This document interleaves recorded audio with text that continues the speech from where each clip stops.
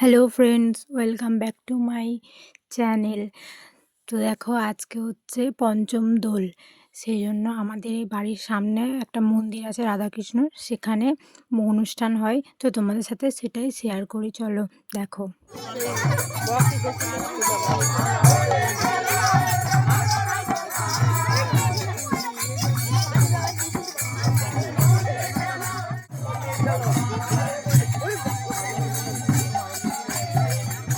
আজকের দিনটাতে রাধাকৃষ্ণকে গোটা গ্রাম ঘোরানো হয়।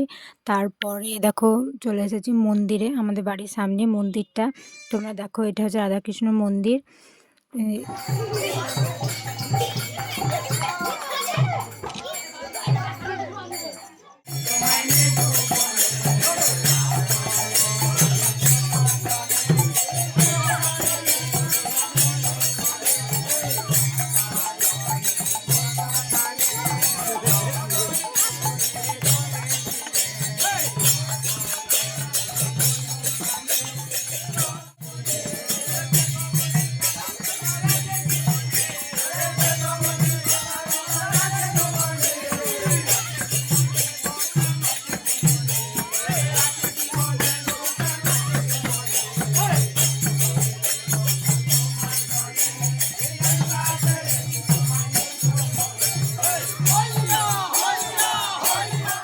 দেখো কি সুন্দর রাধাকৃষ্ণকে নিয়ে কোলে নিয়ে কি সুন্দরভাবে ঘুরছে আর গান গেয়ে দোল খেলছে।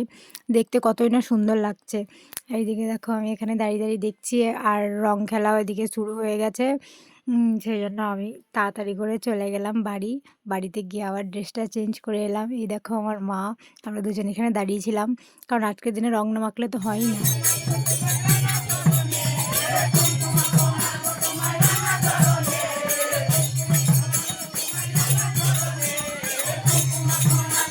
দেখো আমি ড্রেস চেঞ্জ করে চলে এসেছি।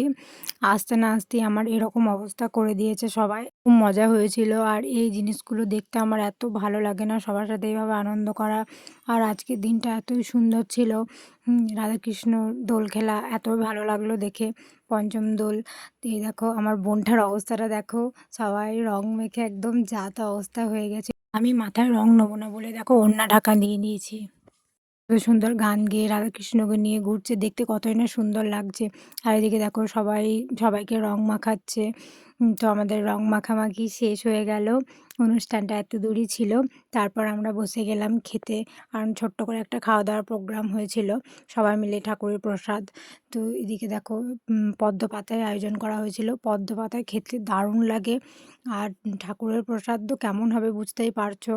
তো এইদিকে দেখো খাবার দাওয়া শুরু হয়ে গেছে। চলো আমি খাই, টাটা, দেখা হবে আবার পরের ভিডিওতে। কেমন হয়েছে জানিও এই ভিডিওটা।